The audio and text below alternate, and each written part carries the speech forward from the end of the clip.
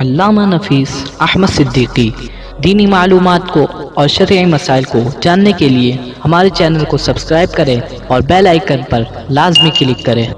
بسم اللہ الرحمن الرحیم۔ کامران صاحب لاہور سے سوال کرتے ہیں کہ اگر کوئی شدید اذیت و تکلیف میں یا لا علاج اور سخت تکلیف دہ بیماری میں مبتلا ہو تو کیا اس کی خودکشی بھی حرام موت ہوگی یا نہیں؟ میرا ایک دوست گٹکا کھانے کی وجہ سے شدید اور اذیت ناک منہ کے کینسر میں 6 ماہ سے مبتلا ہے۔ وہ خودکشی کرنے کا ارادہ رکھتا ہے، کیا ایسے لوگوں کو خودکشی کی اجازت دی جا سکتی ہے؟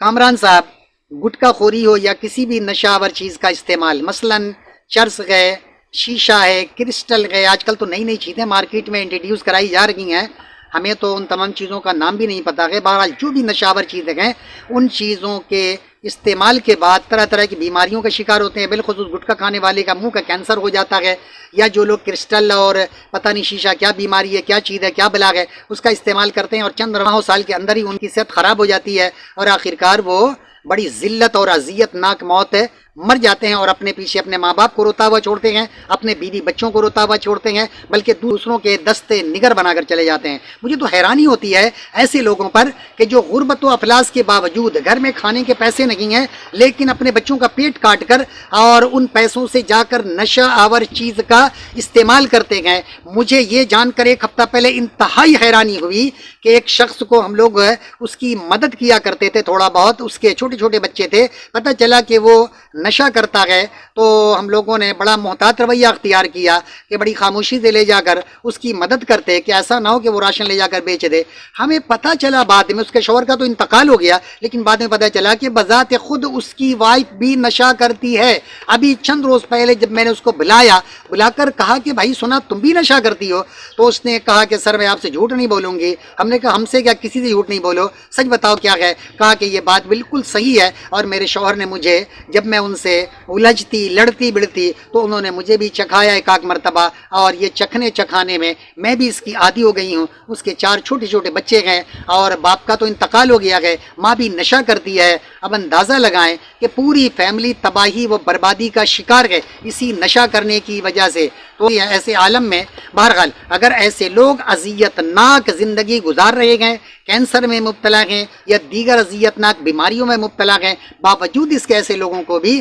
خودکشی کرنے کی اجازت نہیں دی جا سکتی، جیسا کہ بخاری شریف حدیث نمبر 1364 میں ہے کہ آپ صلی اللہ علیہ وسلم نے فرمایا کہ ایک شخص کو زخم لگا، اس نے زخم کی تکلیف کی وجہ سے اس نے خود کو مار ڈالا۔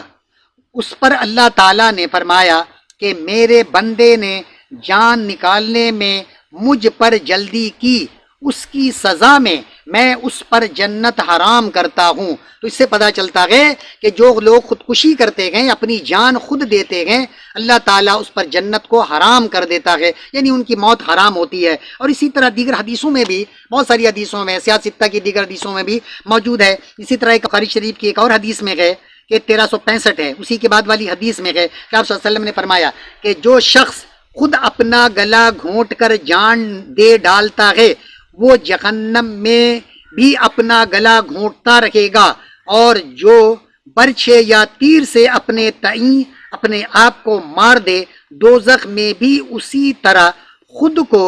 مارتا رہے گا۔ تو اسے پتہ چلتا ہے کہ نہ یہ کہ وہ دوزخ میں جائے گا خودکشی کرنے والا، اس لیے رسول پاک نے فرمایا کہ وہ دوزخ میں بھی اپنے آپ کو اسی طرح ہلاک کرتا رہے گا جس طرح اس نے دنیا میں اپنے آپ کو ہلاک کیا ہے۔ تو خودکشی نہ صرف یہ کہ حرام ہے بلکہ جہنم میں جانے کا باعث بھی ہے، اور جہنم میں جانے کے بعد وہ وہی عمل دہراتا رہے گا جس عمل کے ذریعے اس نے خودکشی کی ہے، چاہے تیر سے ہو، چاہے برچھے سے ہو، چاہے بھالے سے ہو، چاہے گلا گھونٹ کر ہو، چاہے کسی چھری اور کٹاری سے ہو۔ جس طرح سے اس نے دنیا میں اپنے آپ کو ہلاک کیا، اپنی جان دی ہے، اسی طرح وہ جہنم میں جائے گا اور جہنم میں جا کر اسی طرح اپنے آپ کو مسلسل ہلاک کرتا رہے گا۔ جبکہ حدیث نمبر 6047 میں ہے کہ جس نے دنیا میں کسی چیز سے خودکشی کر لی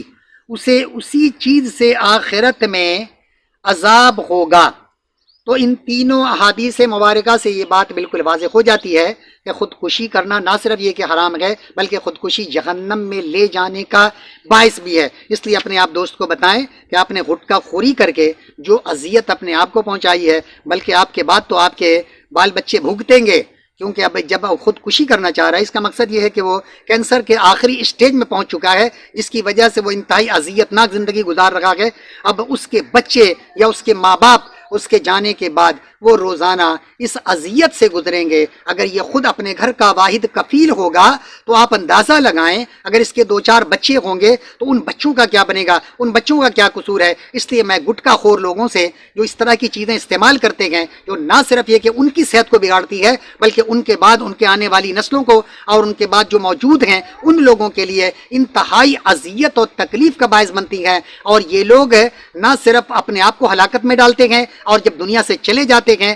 تو اپنے ماں باپ کو بلکہ اپنے بیوی بچوں کو دوسروں کا دست نگر بنا کر چلے جاتے ہیں۔ وہ دوسروں کے رحم و کرم پہ ہوتے ہیں۔ اگر وہ غریب ہیں، کلاش ہیں، ان کی فیملی میں کوئی ایسا بندہ نہیں ہے جو ان کو سپورٹ کر سکے، تو پھر یہ غیروں کے پاس جا کر ان کے بچے ہاتھ پھیلا رہے ہوتے ہیں۔ اس لیے میں گٹکا خوروں سے مؤدبانہ اپیل کرتا ہوں، ہاتھ جوڑ کر اپیل کرتا ہوں کہ خدا کے واسطے خوف خدا کریں، اپنے بچوں کا خیال کریں، گٹکا خوری کو چھوڑ دیں اور چھوڑ کر اپنی صحت کا بھی خیال کریں۔ جتنے پیسے کا آپ گٹکا کھاتے ہیں، ان پیسوں سے جا کر کوئی ایسی چیز استعمال کر لیں جس سے آپ کی صحت بھی اچھی ہوگی، اور آپ کی صحت اچھی ہوگی تو آپ کی فیملی کے لیے کفالت کرنا آپ کے لیے زیادہ ایزی ہوگا، آسانی ہوگی، اور آپ گناہ سے بھی بچیں گے۔ وما علینا الا البلاغ المبین۔